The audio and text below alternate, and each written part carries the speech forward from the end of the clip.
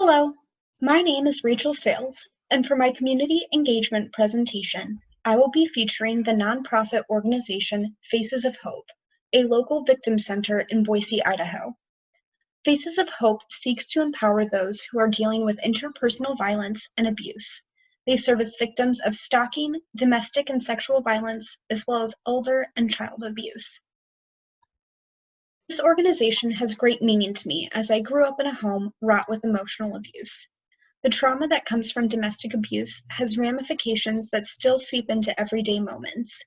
Feelings of self-doubt stem from a childhood of being told that my best was not good enough, that if I failed to meet the expected standard, it was unforgivable character flaw.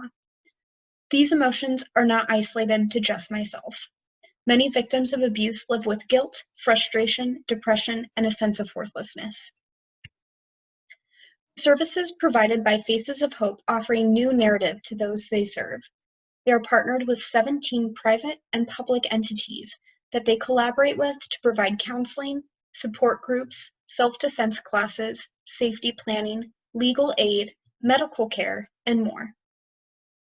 Not only does Faces of Hope provide a comprehensive list of services, they do it free of charge. And though they have police partners on site, adult victims are never required to file a police report in order to benefit from these services. This fact separates Faces of Hope from many victim centers. Many abused persons, especially female, are afraid to report their assailants. They are met with prejudice that bleeds into discrimination and even oppression based on the belief that the victims somehow deserved the violence or were asking for it. They are fearful of what might befall them if they report the crime and their abuser is not convicted. This is a real worry in cases of emotional abuse, as many courts require proof of physical malintent and will not provide restraining orders otherwise. Personally, it took me years to overcome the negative self-perception I carried, and it is a journey I still am on. It was difficult to discuss my abuse with others because trauma is subjective. I lived in fear of being dismissed by those around me, that I would be labeled as an attention seeker, or that I would be chastised for not recognizing that things could be worse. This is a dangerous mindset to be operating under, as it pushes victims back to their abusers. They fall into the vicious circle that they only have one option, that they should be grateful for what they have, that no one else could love or support them. Faces of Hope seeks to disrupt the cycle by clearly defining each type of abuse and violence.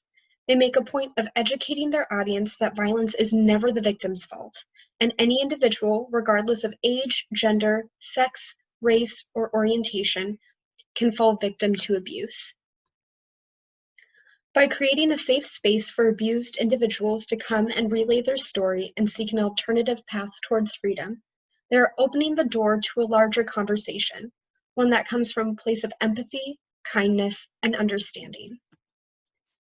While actively pursuing hope, healing, justice, safety, and empowerment for those that Faces of Hope serves, they are reshaping the story of victims everywhere. By partnering with the community, they are bringing this issue to the forefront of our hearts and minds, challenging the perception that abuse victims are weak or stupid for not leaving, that an individual's poor choices are what got them into such a bad situation, or that it's their fault for not taking a stand sooner. The more people who participate in its disrupting dialogue, the better society will be able to recognize abuse and seek to end it. Faces of Hope is always looking for volunteers. If you feel called to participate in bringing awareness to violence and abuse, or would just like more information, please visit their website at facesofhopevictimcenter.org.